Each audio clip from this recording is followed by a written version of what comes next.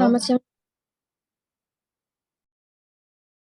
Suara saya kedengaran, Dek? Sudah terdengar, dokter. Dokter. Dokter. Jelas ya. Aku ini dari fakultas ini.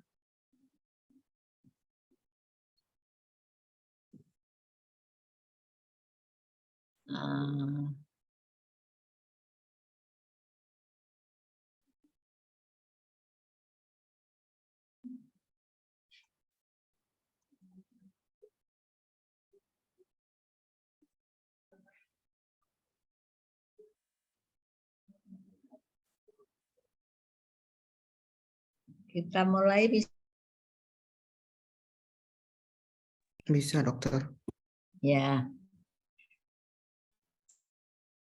Selamat siang. Jadi kita mulai dengan fungsi sistem saraf tepi. Jadi ada sistem saraf pusat, ada sistem saraf tepi. Di sini kita bedakan kalau saraf pusat itu disebut upper motor neuron untuk yang ininya, dan lower motor neuron. Nanti kita jelasin lagi.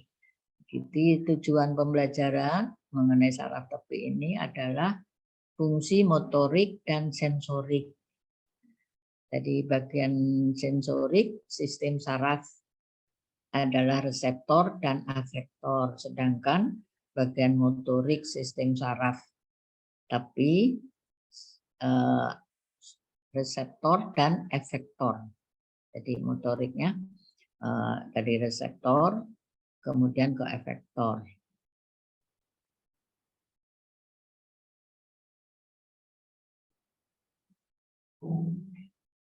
Saraf adalah semua yang memimpin mengenai atau disebut komaster yang mengenai mengontrol atau mengatur dan yang mengomunikasikan dari sistem di dalam tubuh itu.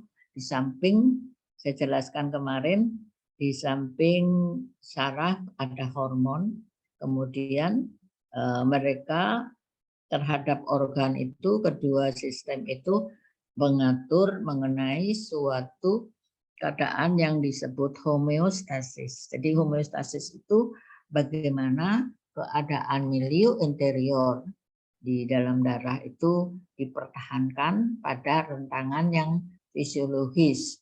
Jadi misalnya suhu tubuh itu rentangannya 36-37. Hemoglobin darah ada rentangan 12 sampai 14. Kemudian keasaman darah rentangannya 7,35 sampai 7,45.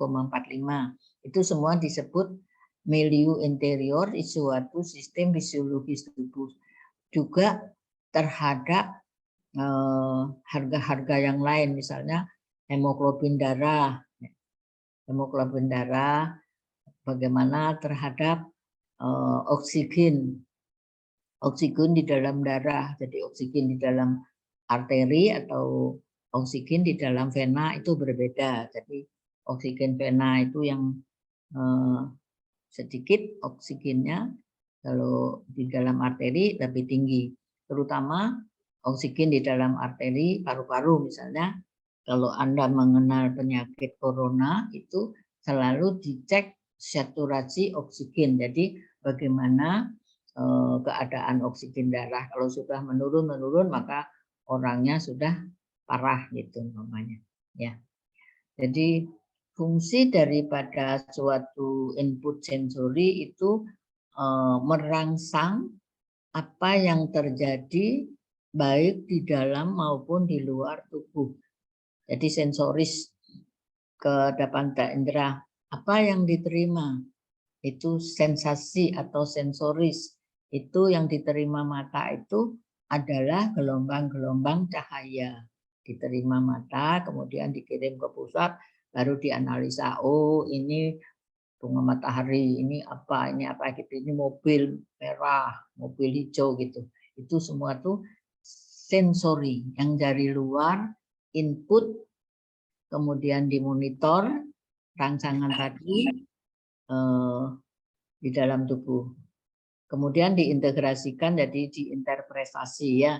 Sensori yang input diinterpretasi berupa respon. Jadi responnya ini apa? Responnya itu dibawa oleh motoris atau motor output. Jadi rangsangan tadi setelah diintegrasi, maka outputnya apa? Jadi misalnya kita lihat air di gelas di meja, keadaan haus, maka inputnya sensorisnya mata lihat gelas, kemudian kita mau mengambil, motorisnya adalah kita dari pusat menginstruksikan, meresponkan untuk otot-otot kaki berjalan mendekati meja mengambil gelas. Nah, itu motoris. Jadi dan sarafnya namanya saraf somatik.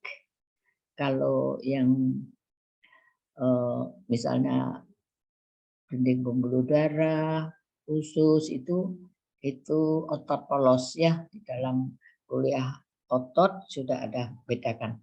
Otot somatik, otot rangka, otot jantung yang khusus untuk jantung, otot polos untuk sistem pencernaan.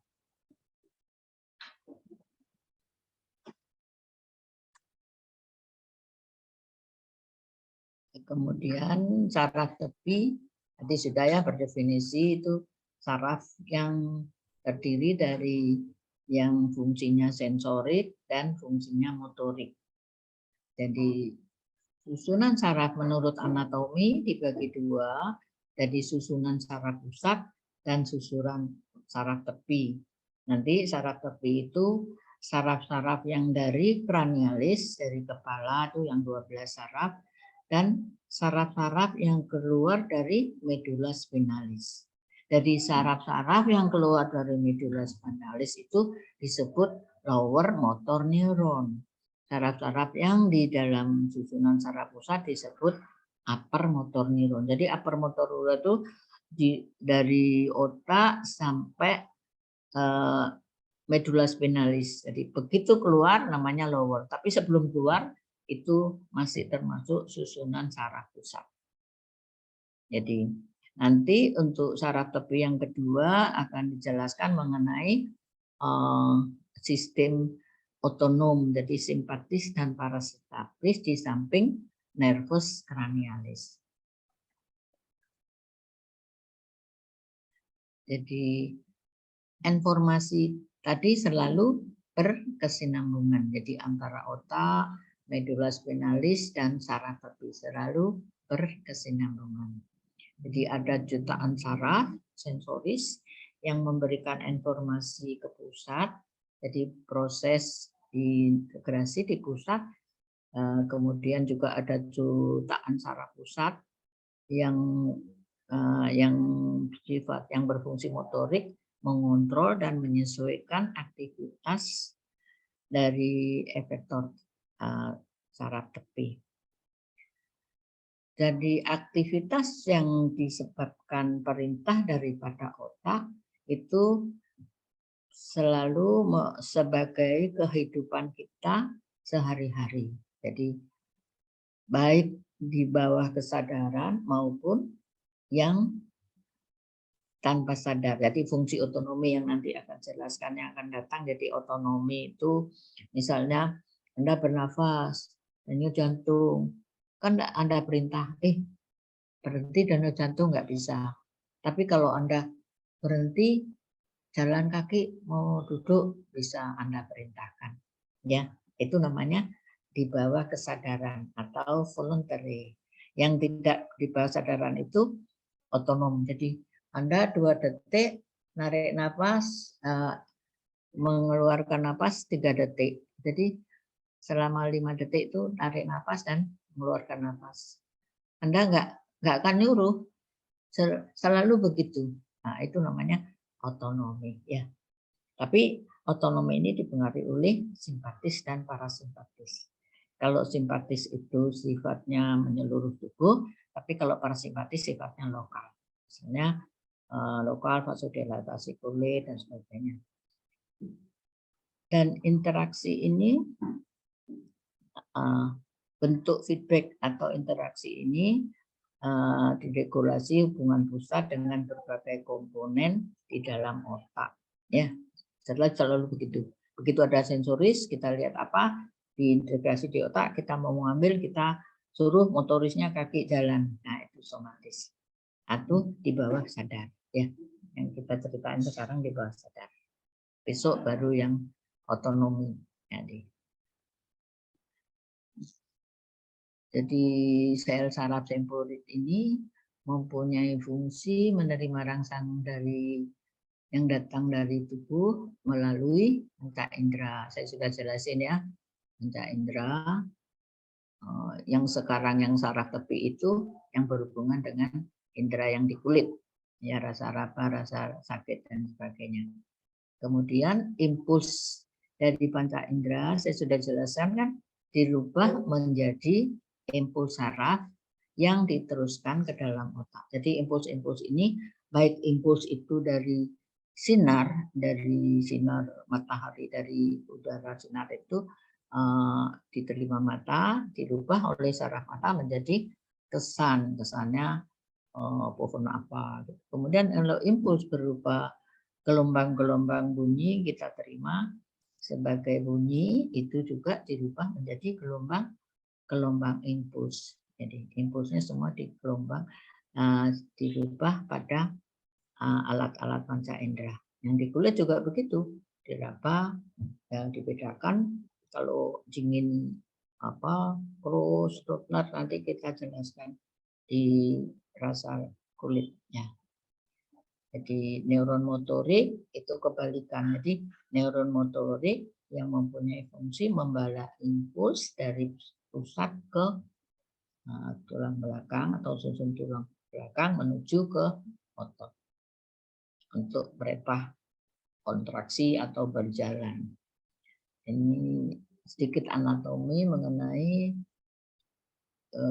neuron interneuron. Jadi interneuron ini gambarnya, saya kira Anda juga dapat di anatomi. Saya nggak akan jelaskan lagi mengenai anatomi, jadi kita jelasin mengenai fungsinya di sini ya.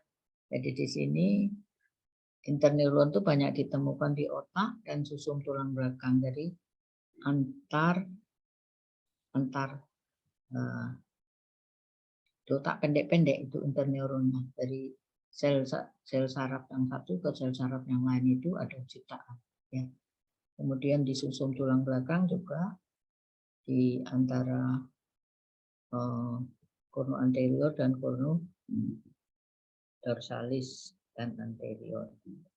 Juga neuron ini menghubungkan neuron sensorik dan motorik atau menyampaikan informasi ini ke seluruh interneuron yang lain. Jadi hubungan antar neuron itu disebut interneuron.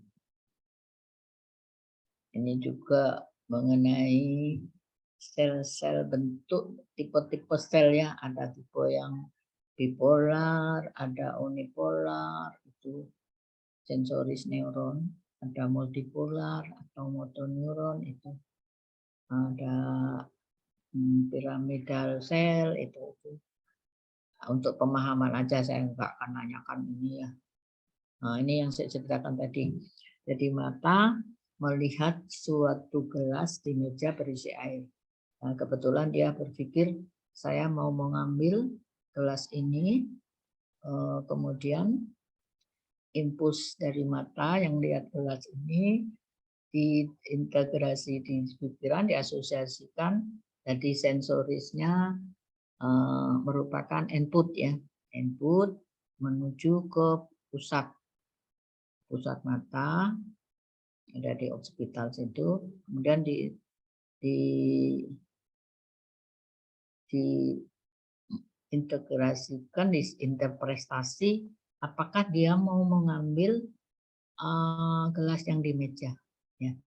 Jadi dia dari pusat menginstruksikan ke otot motoris output. Jadi output dari motoris ini adalah ke otot bises, otot atau otot bau, otot trisep yang dengan atas ya, dengan atas dan dengan bawah untuk menggenggam gelas tadi. Kemudian diminum.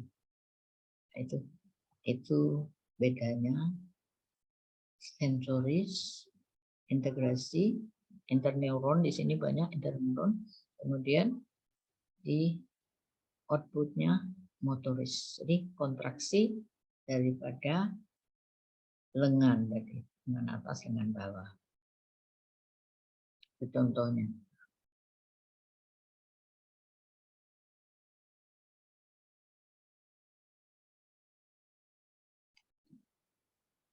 Ini skema mengenai jadi di sini kalau kita bicara medula spinalis, di sini otak. Jadi medula spinalis ada cervical 8, thoracal 12, lumbal 5, sakrum yang gabung 5. Jadi ada 32 ruas tulang belakang nih. Jadi saraf yang keluar dari ruas tulang belakang namanya lower motor neuron.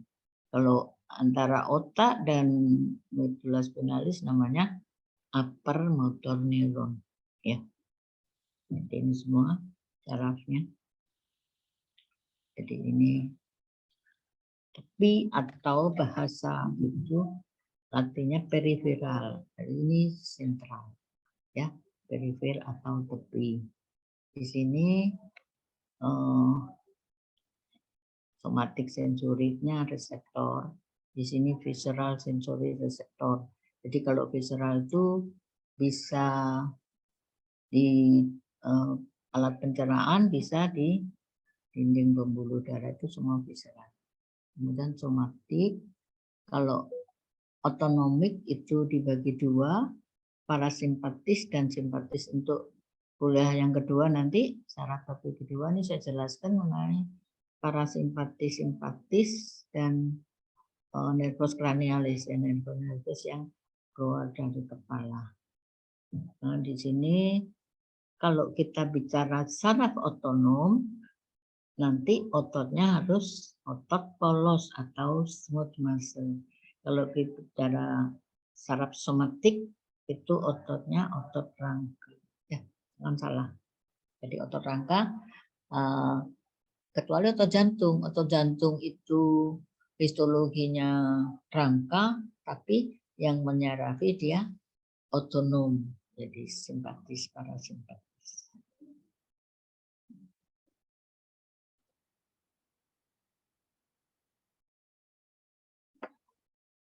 Jadi ini juga prinsip fungsi daripada suatu sistem sensoris, ya. Di sini komponen sensoris, di sini komponen motoris. Jadi yang komponen motoris itu ada visceral motor system, ada somatic motor system. Yang visceral itu ganglionnya otomatik, ya, otonom. Jadi otonom itu simpatis dan parasimpatis, semuanya menuju ke efektor. Jadi ingat, kalau otonom efektornya smooth muscle. Kalau somatik efektornya skelet atau otot rangka atau otot skeletik. Nah, ini yang masuk. Ini integrasi baru direspon. Ini gambaran dari pusat-pusat somatis maupun motorisnya. Jadi pusatnya ada sentral di sini, di anatominya di sulcus ini, ya. Jadi kalau yang di belakang sulcus untuk sensoris, kalau yang di muka untuk motoris, ya, di korteks motor primary. Jadi ini semua anatominya. Tapi saya kira Anda tidak perlu sekali sedetail ini karena cuma dokter gigi. Yang penting Anda tahu konsep-konsepnya. Ya, ini nama-namanya temporal. Yang di sini biasanya untuk pendengaran, di sini untuk penglihatan. Kalau di sini nanti dibagi-bagi, ada untuk tangan, untuk ini nanti terakhir saya lihat gambarnya pembagian peta daripada jadi itu gunanya kalau yang daerah sini ada trombus, ada masalah di sini, maka daerah itu yang lumpuh. Ini yang masuk sumsum tulang belakang atau medula spinalis ya. Di sini dorsal root, ada ganglionnya di sini. Kalau sini ventral ya, ventral, ini dorsal. Jadi kalau yang sensoris dan motoris itu syaratnya sama. Jadi kalau ada kelumpuhan, dua-duanya ada. Tidak bisa merasakan, tidak bisa bergerak. Jadi karena syaratnya jadi satu, ya. Syaratnya jadi satu. Di sini reseptor. Kalau sudah reseptor namanya input sensoris, ya. Neuronnya namanya sensory neuron. Kalau sudah efektor, respon itu yang bawa sarafnya motoris neuron, ya. Jadi sarafnya ini jadi satu. Jadi kalau ada gangguan ini terputus, dua-duanya lumpuh. Jadi kalau misalnya Anda jatuh, pinggangnya patah, maka dua-duanya lumpuh. Kalau namanya paraplegia, kaki kanan, kaki kiri. Jadi kalau motoris itu gejalanya nggak bisa ngangkat kaki, tadi itu kan untuk jalan.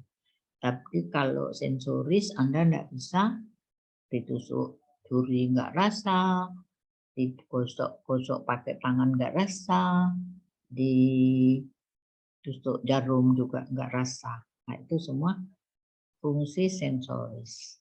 Ya. Jadi kalau Anda jatuh, kemudian diperiksa nggak rasa apa-apa, berarti terjadi kelumpuhan.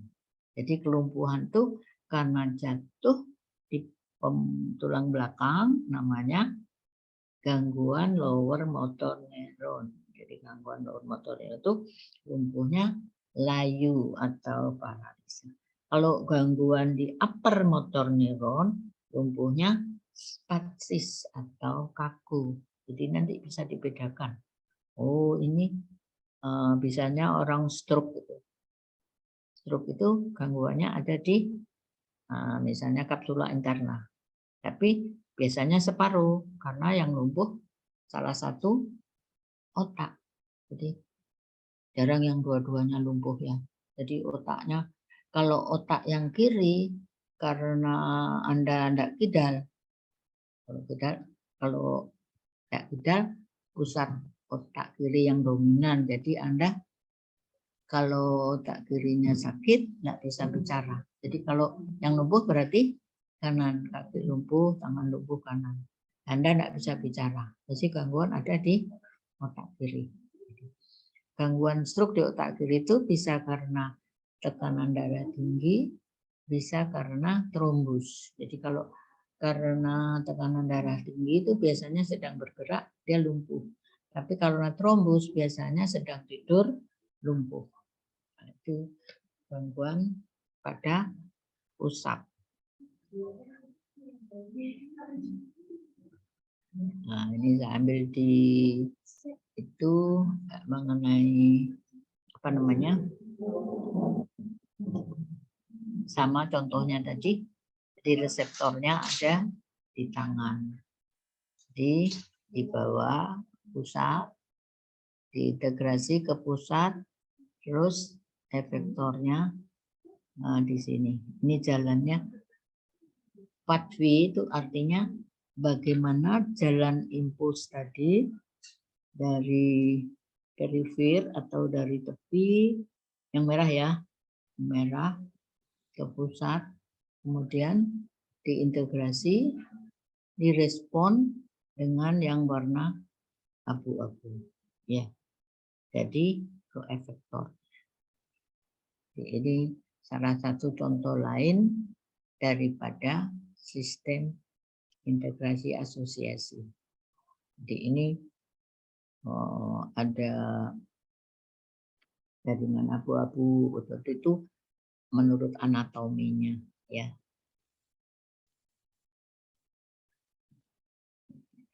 Mengenai fisiologi sensorik, jadi bagian namanya afren pada susunan saraf pusat itu memberikan info somatik, kemudian dibawa ke korteks sensorik cerebrum.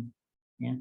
Tadi kalau sensori sebelah posterior sulcus, kalau yang motoris di anterior. Jadi juga cerebrum ini otak ya, otak besar. Kemudian cerebellum itu otak kecil. Ini sangat berfungsi pada gerakan-gerakan halus. Misalnya tunjuk hidung yang gitu-gitu. Itu ekstrapiramidal namanya. Jadi somatik dari korteks sensoris dan cerebellum ini. Bagian di SSP-nya. Kalau info yang visceral tadi itu pusatnya ada di brainstem. Brainstem itu bahasa itunya batang otak. Jadi batang otak itu maka Anda kalau naik Honda harus pakai helm. Karena kalau jatuh ada perdarahan di dasar kepala, itu adalah tempatnya batang otak.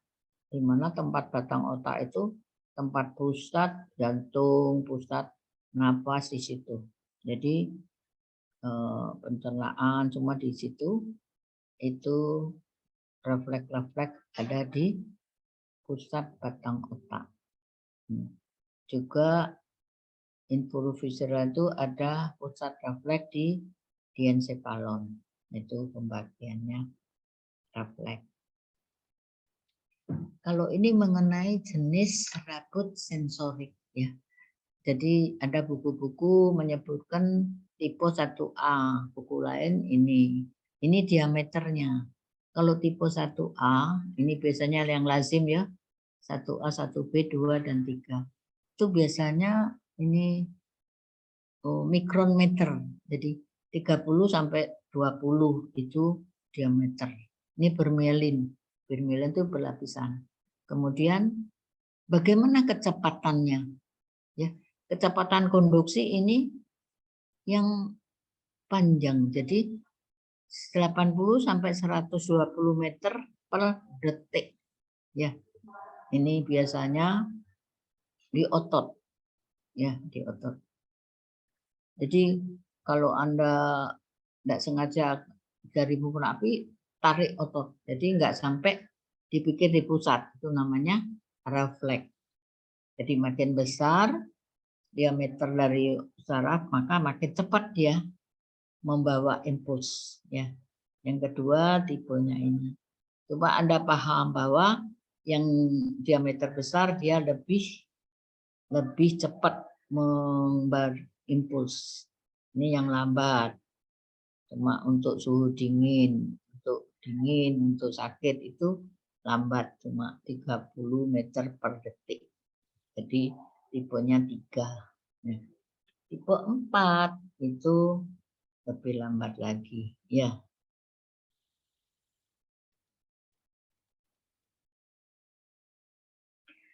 Ini klasifikasi reseptor berdasarkan jenis stimulus. Jadi ada 4 jenis reseptor sensoris secara umum.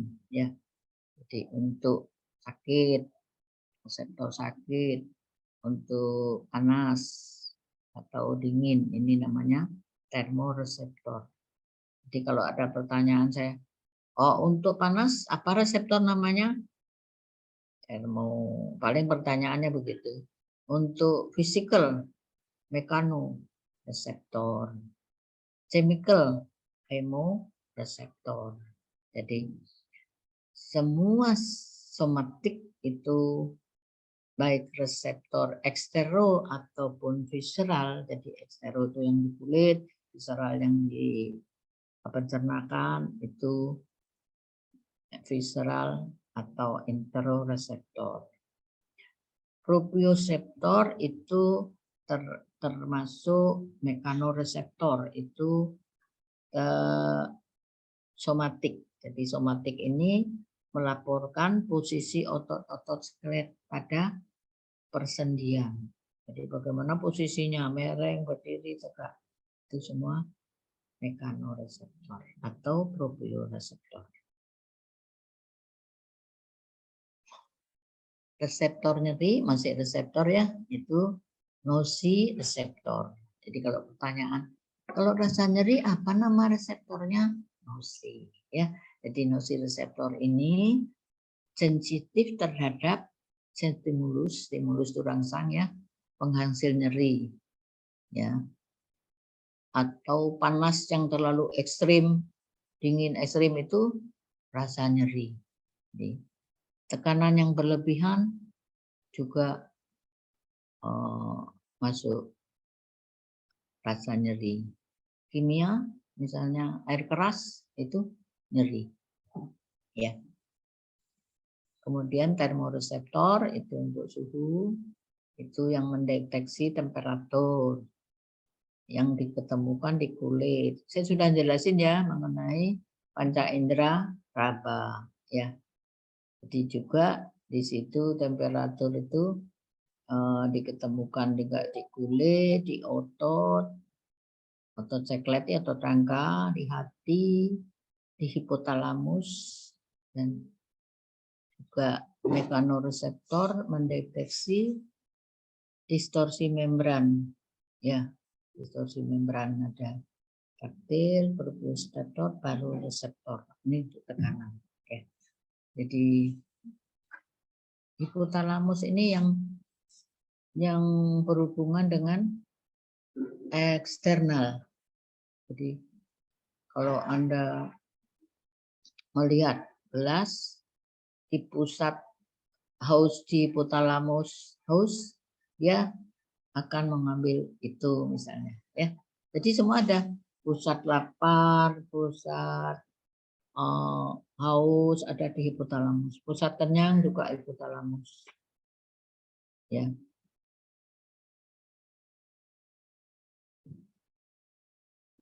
Ini anatomi ya, ujung-ujung saraf yang tergembus ini namanya corpuscle. Meissner, Pacinian untuk tekan, Ruffini itu apa? Kan sudah pada kuliah indera raba, proprioseptor, muscle spindle, di organ tendon Golgi itu tendon yang di lutut. Nah, juga reseptor kinestetik, misalnya reseptor kinestetik itu untuk yang kerjaannya menari, itu reseptornya di kinestetik.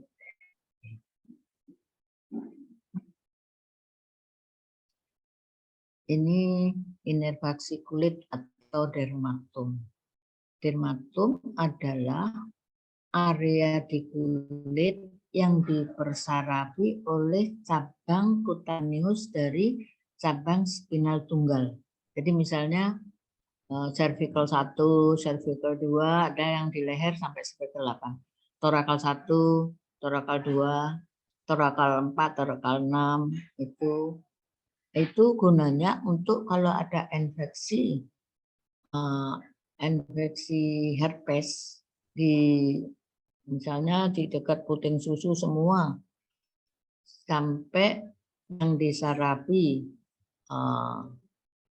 medula spinalis torakal, barulah torakal 4, maka sepanjang daerah yang disarafi itu akan menimbulkan bintik-bintik yang berair. Kalau orang Bali bilang tilas naga atau herpes zoster, tapi tidak pernah menyeberang ke sebelah. Jadi kalau torakal kiri ya kulit sebelah kiri, kalau yang kanan ya kanan. Jadi tidak menyeberangkan. Kalau membrum itu artinya anggota tubuh, ya. Membran superior itu tangan, membran inferior itu kaki. Sebetulnya istilah anggota itu kalau bahasa Inggrisnya externus itu sudah diganti membrum, ya, yang istilah sekarang, ya. Kalau anterior nervus lumbalis, posterior nervus sacralis. Ya.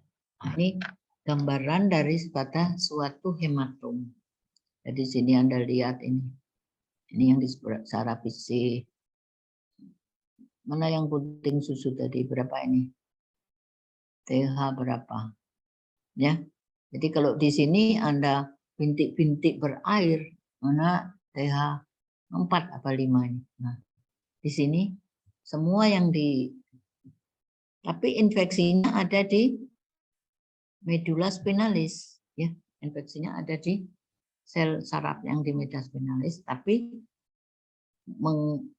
melalui akson sarafnya dia virusnya ke kulit, di ujung kulit. Itu namanya infeksi herpes zoster. Jadi saya berikan ini karena banyak sekali di masyarakat itu kalau Anda kurang tidur, udalan berhari-hari, akhirnya kecapean, nanti banyak yang menderita herpes. Ya, ini pengalaman saya. Jadi praktek tuh. Ini TH4 rasanya di puntir susu, torakal 4. Ya, ini banyak. Bisa di sini, bisa di sini. Jadi ini sakit sekali sampai berbulan-bulan di pit, ya. Sekarang saraf motorik. Jadi cara kerja dan fungsi. Di definisi sudah saraf yang menghantarkan impuls dari pusat ke otot, itu motorik. Jadi dendritnya hubungan dengan neuron lain, sedangkan neuritnya berhubungan dengan efektor atau otot, ya, neuritnya. Kalau dendritnya dengan yang menghantar tadi, neuron yang lain yang membawa impuls nyambung ke ini yang langsung ke otot, sehingga dia menerima tanggapan atau respon sehingga ototnya berkontraksi. Nih, cara kerjanya menghantar info tadi atau impuls ke antara reseptor dan susunan saraf pusat melalui penghantaran impuls tadi dengan frekuensi tertentu. Jadi tergantung daripada impulsnya tadi, ya. Jadi impuls dari pusat ke otot rangka sebagai organ efektor. Ya, otot rangka ini fungsinya sebagai organ efektor. Jadi fungsinya menghantarkan impuls dari pusat ke otot atau kelenjar yang memberikan rangsangan. Fungsi lain merasakan rangsangan yang ada dalam tubuh. Ini refleks-refleks, ya. Jadi refleks-refleks tadi, refleks-refleks ini yang secara umum gunanya untuk supaya Anda tiduri, langsung mengangkat kakimu. Jadi rancangan ini tidak harus dipikirkan ini diangkat apa enggak kakiku ini. Itu namanya integrasi. Tapi untuk refleks ini dia enggak sampai ke otak, dia sampai di tulang belakang dibales angkat. Jadi namanya refleks. Dia enggak berpikir. Motoriknya langsung kerja, angkat. Nah, jadi itu ada lingkarannya namanya arcus refleks. Jadi ini lingkarannya. Nah, kalau ini pemeriksaan yang misalnya kita pukul tendon lututnya, maka refleks ini dibawa ke tulang belakang, dibales gerakan daripada kaki. Itu namanya refleks. Jadi nggak sampai ke otak. Di sini jalannya. Anda bisa lihat gambarnya, lihat panah-panahnya, ya, impuls itu. Jadi rangsangan itu dihantarkan berupa impuls. Jadi apapun itu hantaran, entah itu dari sinar, dari penglihatan ataupun dari pendengaran, itu dihantarkan berupa impuls yang diterima sama di otak. Ini juga contoh lain. Jadi misalnya kulit duri langsung diangkat. Ini apa namanya? Arcus refleks, lingkaran. Jadi otot di sensoris, motoris, hingga sampai integrasi. Jadi ini yang kalau kita ngambil gelas itu baru ada integrasi. Kalau ini enggak.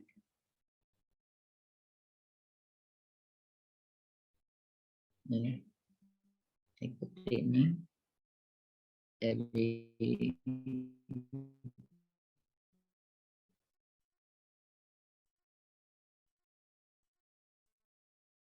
sensoris, dorsal, ini ke anterior.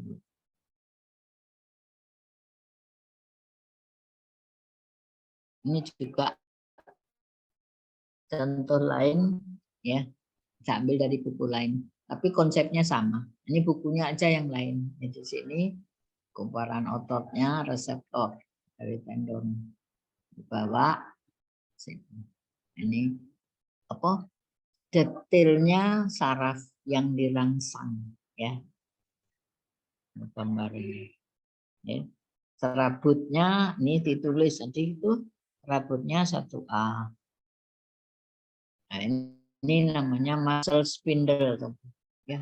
Bentuknya begini, muscle spindle. Jadi tipe A terus digabung jadi sensorisnya tipe A. Di tendonnya jadi intrafusal, yang di luar namanya ekstrafusal, ya. Jadi kalau yang di luar dari 1A menjadi 2A. Jadi menghantar. Ini sama adik bercerita mengenai refleks. Jadi refleks itu ingat tidak sampai ke pusat. Jadi sampai kondula spinalis sudah harus dikirim lagi balasan respon efektor ototnya, otot efektornya. Ini sama. Jadi mengenai waktunya, ya. Waktunya berapa detik, ya. Berapa detik Anda itu bisa diukur. Itu Anda ditusuk berapa detik sudah diangkat tangannya. Nah, itu. Ya. Kalau tadi serabut intrafusal itu yang di dekat muscle spindle, yang ekstrafusal itu yang di luarnya. Jadi yang berkontraksi. Jadi yang intrafusal itu proprioseptif. Jadi reseptornya ada di otot, itu organosensorik. Kemudian yang mendeteksi juga perubahan panjang otot itu dia. Nanti dia kirim ke pusat. Ya, itu yang membungkus namanya intrafusal. Yang disarapi oleh sensorik atau gamma dan beta. Apa tadi? 1A. Jadi yang lambat-lambat itu 1A. 2A lebih cepat. Sedangkan serabut ekstrafusal, serabut otot murni yang kontraksi menghasilkan gerakan kerangka yang diprasarapi oleh alfa. Ya tadi gamma, sekarang alfa.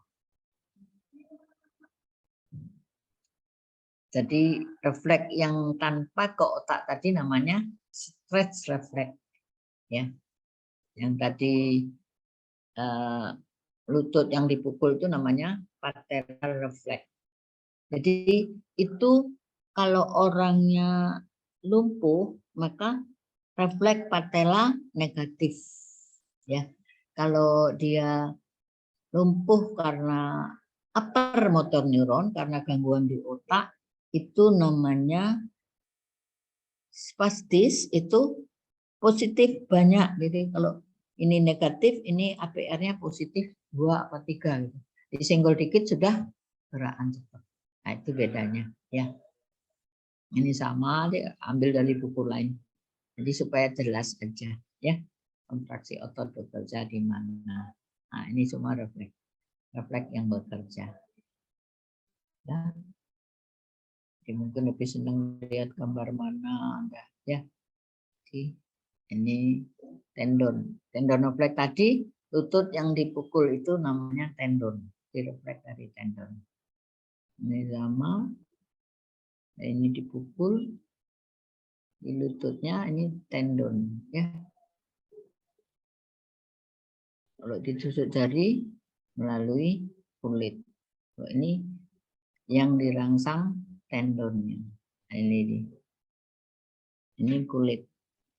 Tapi dia dibawa ke sini, jadi angkat.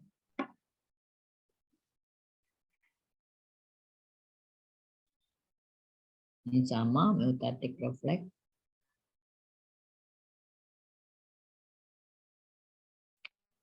Ini part feet-nya ya, sensori dan part feet-nya. Jadi kalau sensoris melalui posterior columnas yang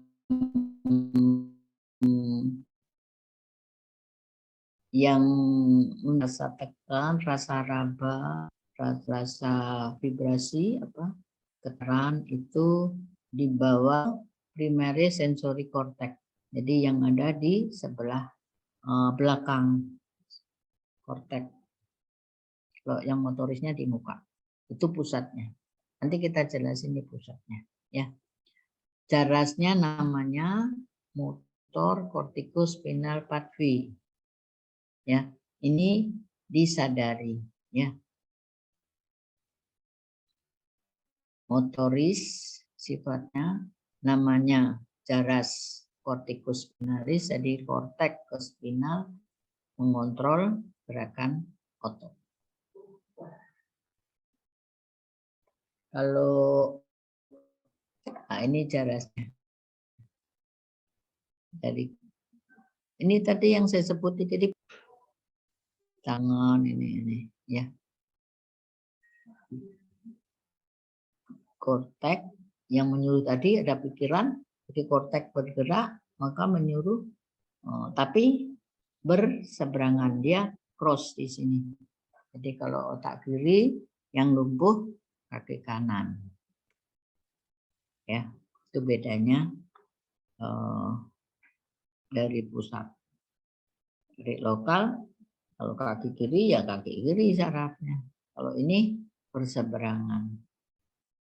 Di sini menyeberang atau cross ya di medula oblongata. Namanya tractus pyramidalis atau corticospinal tractus.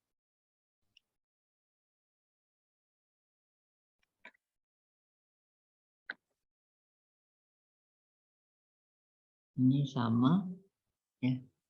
Kalau ini corticospinal juga sama ya. Ambil buku lain.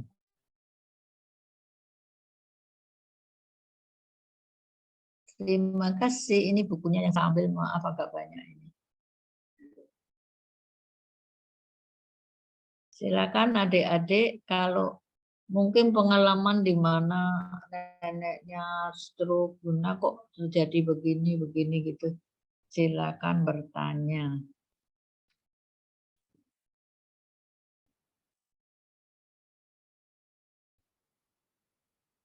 Izin bertanya, dokter. Silakan. Ya, saya Dava, absen 28. Jadi sini pertanyaan Dava, kan saat kita tidur itu terkadang badan kita gerak sendiri. Nah, apakah itu termasuk refleks ya, Dok? Karena kan saat kita tidur itu kan stimulus yang kita terima minimal. Sedangkan untuk ada refleks kan harus ada stimulus. Iya. Begitu, dokter. Jadi terutama anak-anak ya, adik-adik itu ya. Ya, dokter. Begitu Anda gerak itu pasti tertidurnya pulas. Sebelum Anda tertidur pulas, biasanya enggak seperti kaget gitu ya. Nah, itu Itu kalau kita tidur itu, kalau direkam, itu ada gelombang-gelombang saraf yang disebut ada gelombang theta, alfa, beta. Jadi kalau kita sadar gitu gelombangnya kalau enggak salah beta dan alfa. Kalau kita tidur gelombangnya beda, ya. Gelombang-gelombang itu bisa diukur dengan elektroencephalogram. Jadi begitu Anda tidur, sebetulnya sarafnya enggak tidur, makanya bisa gerak. Jadi gelombang-gelombang itu, maka begitu kalau Anda misalnya siang cerita apa gitu, rekaman siang itu di dalam otak kita kan seperti harddisknya komputer. Jadi otak kita itu seperti harddisknya komputer. Jadi semua kesan yang kita terima itu dikode. Pernah lihat kalau buka komputer terus keluar kode A, B, C itu? Pernah? Ada kode-kode itu. Kalau salah kita buka itu, yang keluar bukan bahasa tulisan tapi kode-kode. Di kepala kita juga gitu. Ini kode-kode waktu kita lihat mobil merah itu kodenya apa gitu di kepala kita. Itu sudah direkam. Jadi rekaman itu bisa short, bisa long, bisa ini. Jadi kalau rekaman Anda waktu kecil itu long, rekaman yang baru kasih kuliah ini short, gitu. Rekaman itu, jadi meskipun kita tidur, kan kesadaran kita nggak sadar, tapi otak kita jalan terus itu. Jadi bisa mimpi, bisa ini, itu kan karena di dalam rekaman itu namanya memori itu jalan terus, makanya ada mimpi, ada apa. Jadi begitu gimana saraf itu tabrakan apa satu sama lain maka kita gerak gitu. Bisa diterima penjelasan ini, susah sekali penjelasan. Jadi sebetulnya kalau kita tidur itu impuls yang di dalam kepala kita itu jalan terus. Jadi cuman di pusat kesadaran aja kita nggak sadar lupa gitu. Tapi di dalam impuls otak yang jutaan impuls itu jalan terus itu. Makanya bisa direkam. Tapi kalau jadi 90 menit baru tidur, saya lupa gelombangnya theta apa alfa, kemudian turun. Setelah menit ke 90 itu maling apapun ngangkut rumahmu tidak sadar.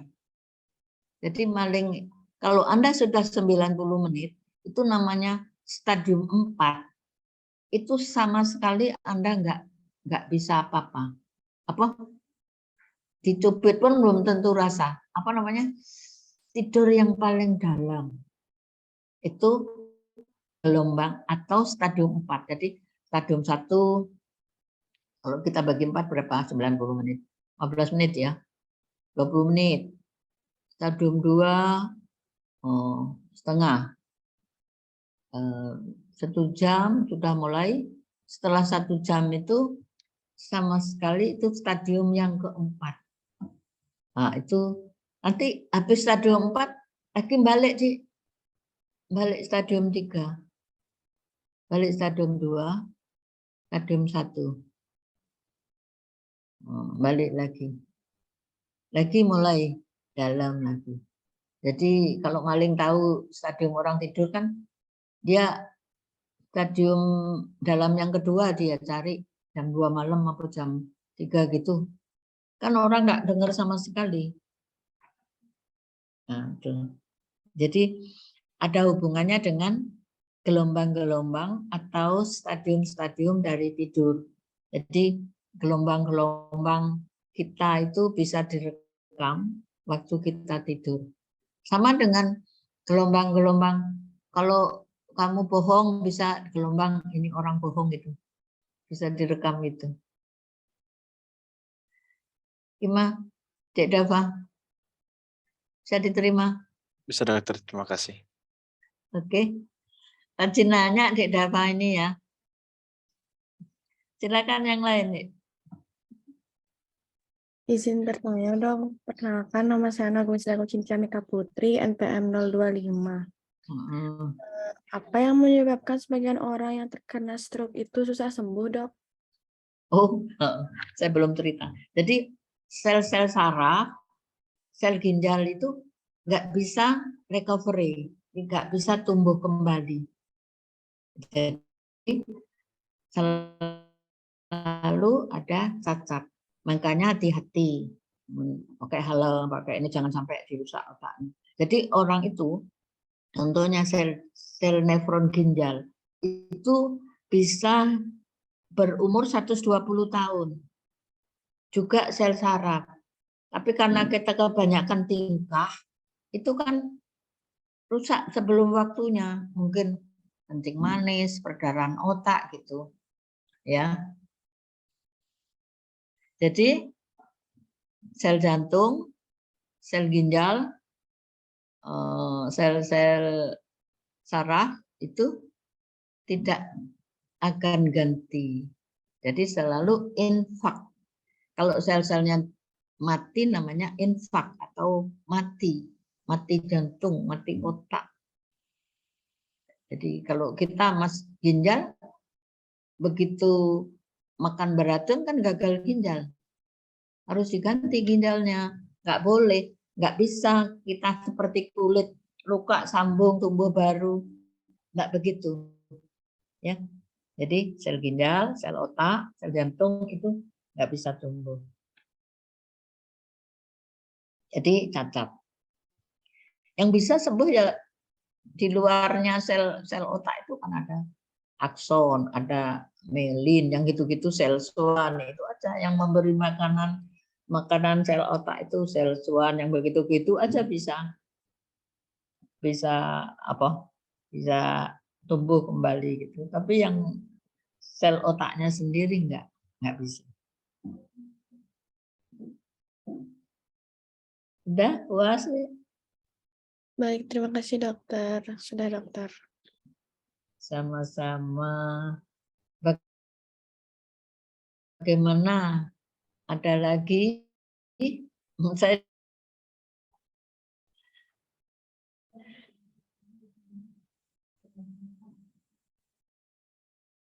kalau tidak ada, saya bisa stop Dek Komang. Mana Dek Komang enggak tanya? Iya, halo dokter. Ya, kita stop ya Dek Komang. Ini komputerku sudah unstable nih. Baik dokter, bisa dokter. Ya, selamat sore, selamat belajar. Selamat sore dokter. Terima kasih banyak dokter. Selamat sore dokter. Terima kasih. Terima kasih dokter. Terima kasih Ya, dokter. Dokter. sama-sama. Terima kasih dokter. Selamat siang.